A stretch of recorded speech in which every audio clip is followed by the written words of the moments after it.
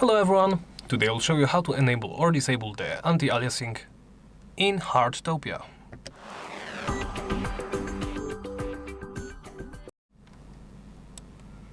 Let's begin by opening the smartwatch menu. Do so by pressing the tab button or clicking this button in the top right corner.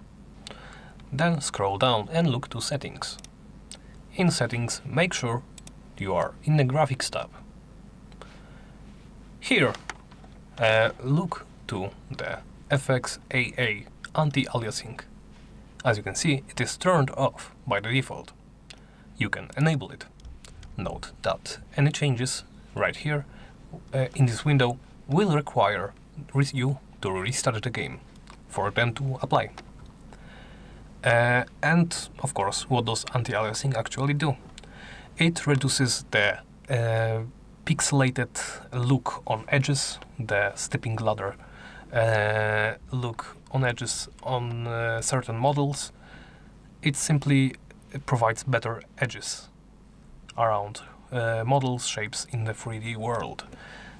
But note that this is quite performance intensive. So turn it on or off at your own risk. And that's about it. Thank you for watching, and please remember to like, comment and subscribe.